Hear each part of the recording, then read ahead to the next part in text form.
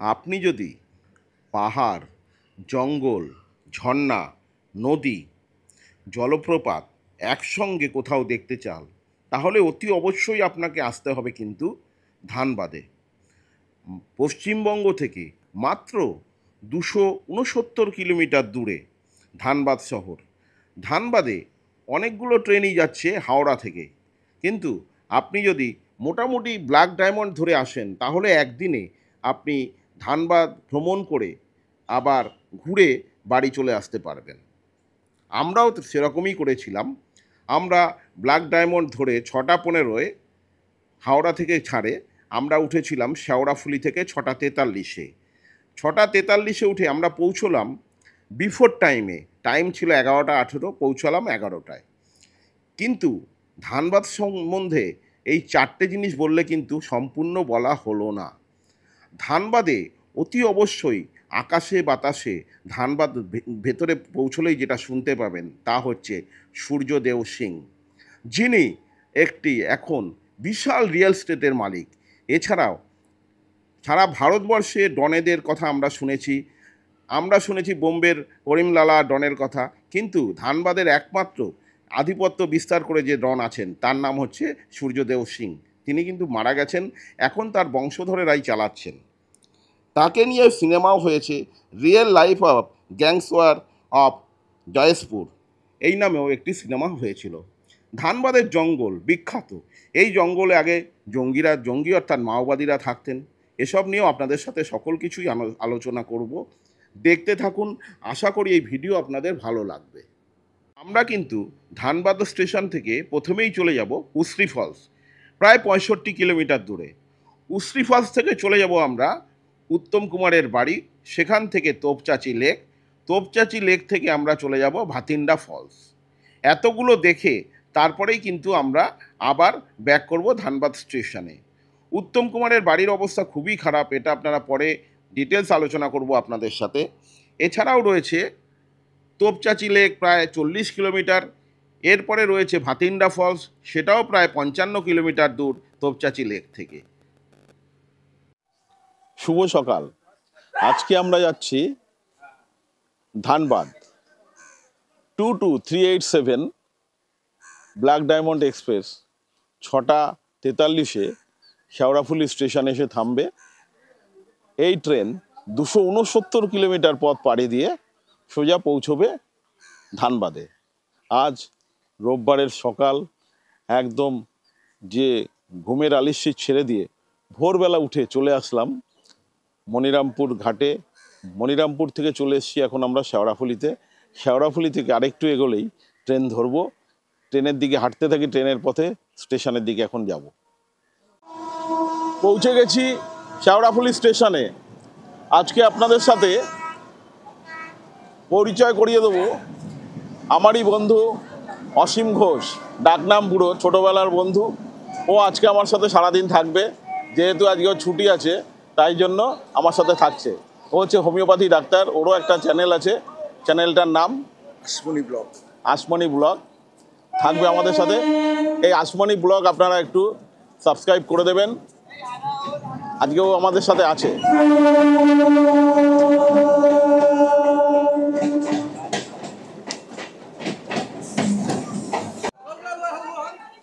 22387 Black Diamond express 6:15 Howrah থেকে ছেড়ে 20 kilometre রাস্তা পাড়ি দেবে, দিয়ে সে শেওড়াফুলিতে আসবে 6:43-এ। এখান থেকে ছাড়বে 6:44-এ। আমরা এখান থেকে সোজা চলে যাব Dhanbad. 22387 Black Diamond express 6:15 Howrah station থেকে ছেড়ে 20 কিলোমিটার রাস্তা পাড়ি দিয়ে শেওড়াফুলি স্টেশনে এসে দাঁড়াবে। গাড়ি ঢুকে গেল। আমাদের টিকিট সংখ্যা হচ্ছে D2 8990। একদম শেষ পড়েছে আমাদের। ট্রেন দেখলেই বোঝা যাচ্ছে ব্ল্যাক ডায়মন্ড।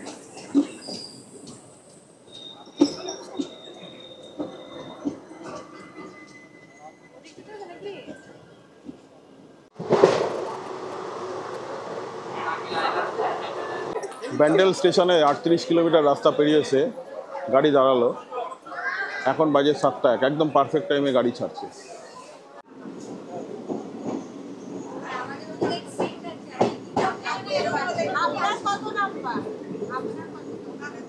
ব্যান্ডেল স্টেশন ছেড়ে গেল, গাড়ি কিন্তু একদম পারফেক্ট টাইমে চলছে।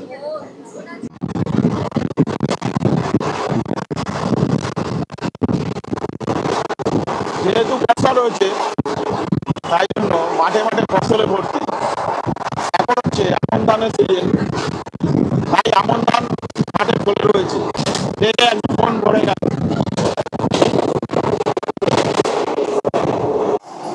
বন্দে ভারত, হাওড়া রাঁচি বন্দে ভারত পাস হচ্ছে। এখন গাংপুর স্টেশন ছিলাম আমরা দাঁড়িয়ে, এখান থেকে পাস হয়ে গেল হাওড়া রাঁচি বন্দে ভারত। 105 কিলোমিটার পথ পেরিয়ে এসে বর্ধমান স্টেশনে এসে গাড়ি দাঁড়ালো। 22387 গাড়ি একদম পারফেক্ট টাইমে এসে বর্ধমান স্টেশনে দাঁড়ালো।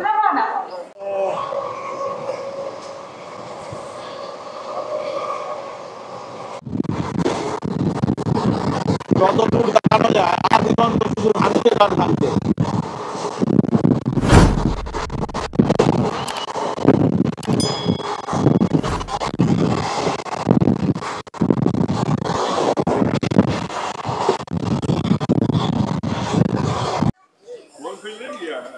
একশো 43 কিলোমিটার রাস্তা কভার করে আসলো 22387 এসে মানকড়ে গাড়ি দাঁড়ালো পুরো 8টা 32-এ, একদম পারফেক্ট টাইমে গাড়ি চলছে। 153 কিলোমিটার পথ পেরিয়ে পানাগড় এসে দাঁড়ালো 22387 ব্ল্যাক ডায়মন্ড এক্সপ্রেস। 169 কিলোমিটার পথ পেরিয়ে এসে গাড়ি দুর্গাপুর স্টেশনে এসে দাঁড়ালো। আমরা এখন 3 নম্বর প্ল্যাটফর্মে আছি। 178 কিলোমিটার রাস্তা পেরিয়ে এসে ওয়ারিয়া স্টেশনে এসে দাঁড়ালাম, গাড়ি 2 নম্বর প্ল্যাটফর্মে এসে দাঁড়ালো। আমার বন্ধু এখন ফটো তুলতে ব্যস্ত।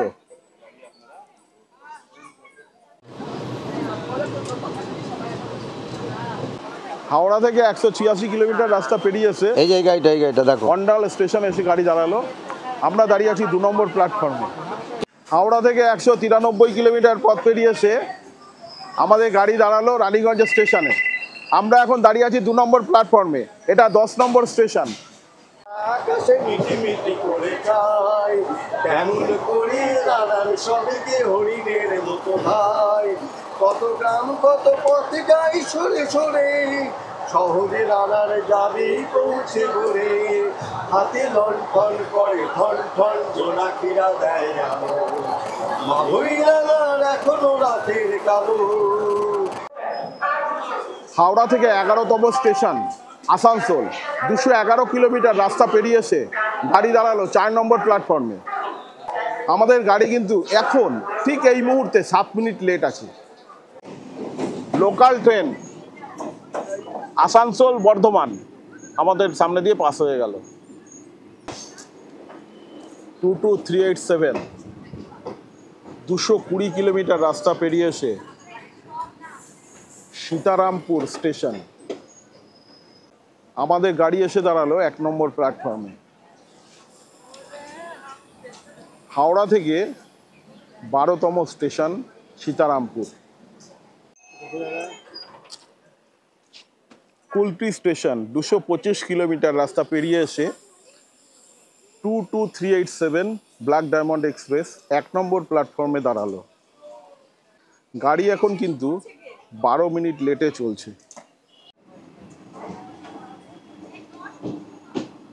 228 কিলোমিটার রাস্তা পেরিয়ে আসলাম, 14তম প্ল্যাটফর্মে এসে গাড়ি দাঁড়ালো বরাকর স্টেশন। গাড়ি প্রায় 16 মিনিট লেট চলছে। বরাকর স্টেশন,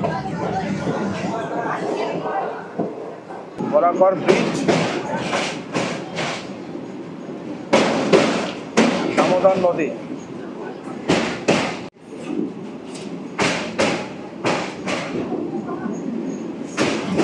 বরাকর ব্রিজ রয়েছে,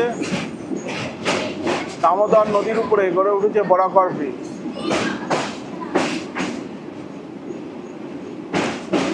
এত বৃষ্টি হয়ে গেল, দামোদর নদী কিন্তু এখনো ভরেনি। সেইভাবে নদীতে জল দেখা যাচ্ছে না।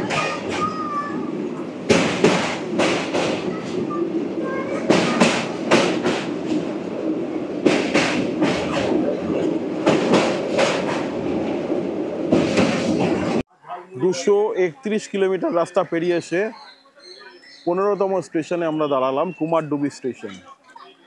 গাড়ি এখানে প্রায় 15 মিনিট লেট চলছে।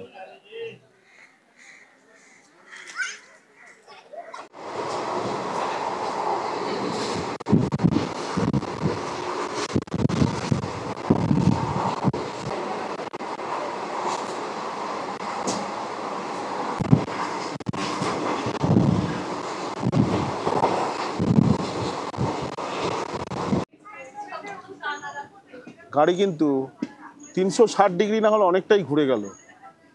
একদম সামনের বগি স্টেশনে ঢুকে গেছে।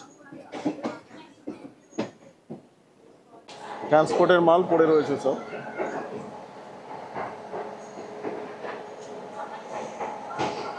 ধানবাদে ঢুকে গেলাম আমরা।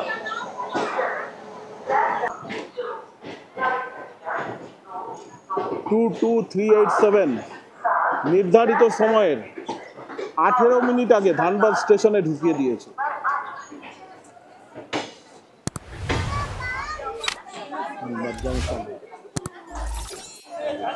ধানবাদ স্টেশনের সামনে অটো স্ট্যান্ড রয়েছে। এখানে এই auto stand, station road, Dhanbad station road. রোডটা একটু জ্যাম থাকবেই।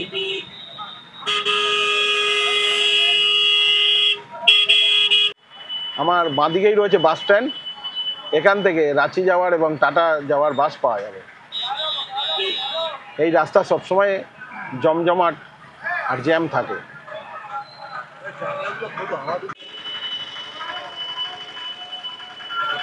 বাঁদিকে রয়েছে বাস স্ট্যান্ড। এখন আমরা রয়েছি রাঙ্গা টাওয়ার মোড়। সামনেই দুর্গাপুজোর প্যান্ডেল হচ্ছে, দেখুন সামনে দুর্গাপুজোর প্যান্ডেল। রাঙ্গা টাওয়ার মোড়। রেলের কার্যালয় দেখুন, ডিআরএম অফিস রয়েছে। রাস্তা কিন্তু খুবই পরিষ্কার পরিচ্ছন্ন। নাম রণধীর বর্মা চক। এখানে ওনার গুলি লেগেছিল। এখান থেকে আমরা চলে যেতে পারবো Gobindpur 10 kilometre, Jamtara 52 kilometre, Dumka 126 kilometre, Sahebganj 273 kilometre, Katras 24 kilometre. সব জায়গায় এখান থেকে যাওয়া যাবে। হ্যাঁ, মশলা ধোসা দিয়ে গেল। ধোসাটা বেশ কড়কড়ে আছে, তবে এটা একটু বাটার দেওয়া বলে সাদা ভাব বেশি আছে।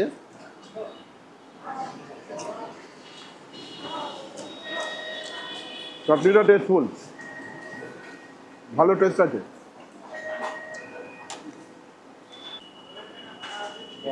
মশলা ধোসা, কিন্তু ধোসাটা যেহেতু বাটার দেওয়া রয়েছে, সাদা রং এবং বেশ টেস্টফুল। অনেক জায়গায় ধোসা খেয়েছি, এত সুন্দর ধোসা কিন্তু সব জায়গায় পাওয়া যায় না। এই যে মশলা ধোসাটা খাচ্ছি, ধোসাটা দেখলেন কত বড় বাটার দিয়ে, এত বড় ধোসা প্লাস ভেতরে মশলার সব কিছু রয়েছে, মাত্র 95 টাকা। NH30 আমার ডান দিকে চলে গেল কলকাতা আর বাঁদিকে চলে যাচ্ছে দিল্লি। এই NH30 থেকে আমরা এখন চলতে থাকবো। এই রাস্তা চলে গেল গিরিডি। আর এখানে কিন্তু 2-4 কিলোমিটার পর পর একটা করে বড় দুর্গাপুজো হচ্ছে, সেটাও দেখার মতো।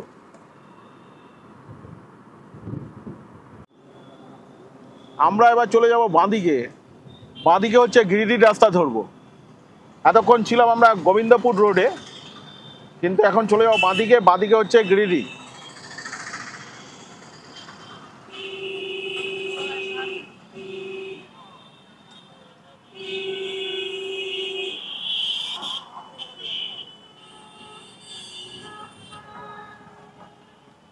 গিরিডির রাস্তায় উঠে গেলাম। এখান থেকে গিরিডি কত কিলোমিটার? 65 কিলোমিটার গিরিডি এখান থেকে।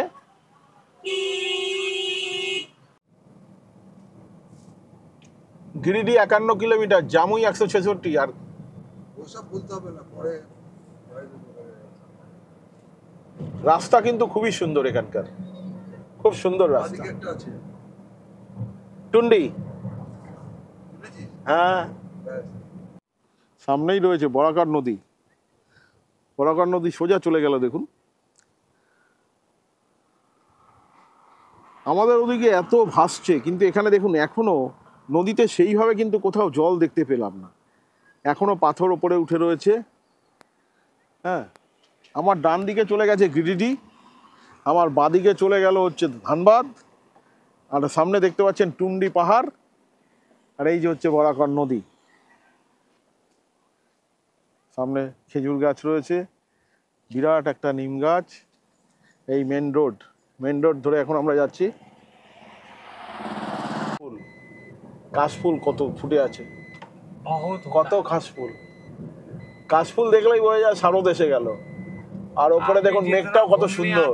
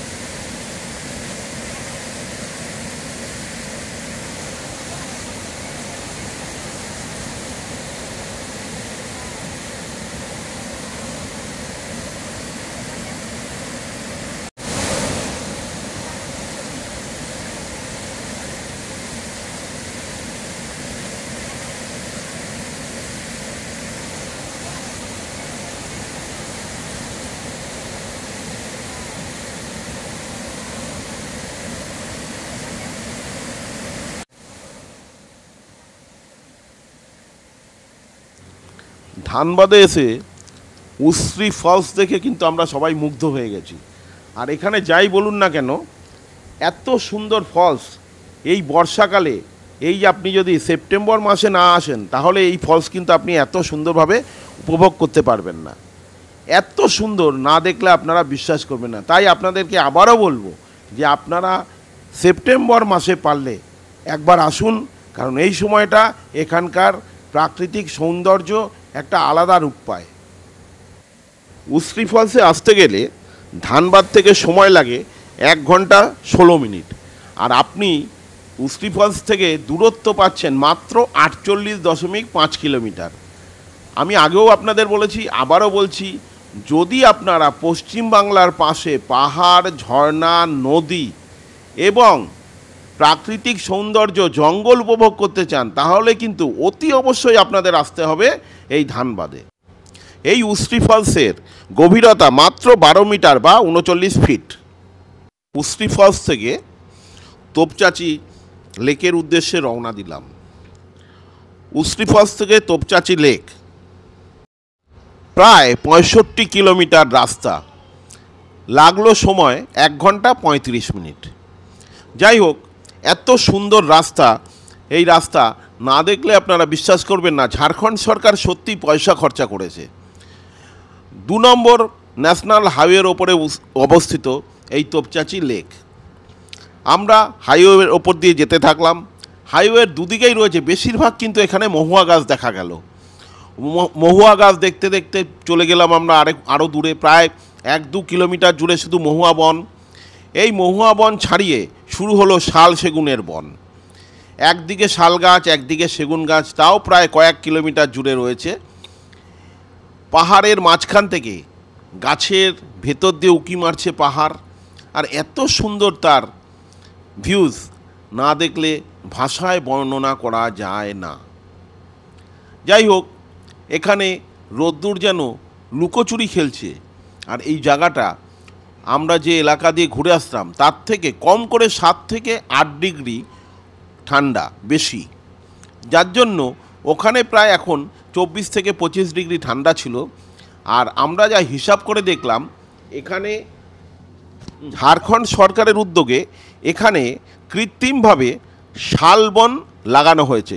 এত সুন্দরভাবে এখানে এনারা বন সৃজন প্রকল্প তৈরি করেছেন যে আপনারা না দেখলে বিশ্বাস করবেন না।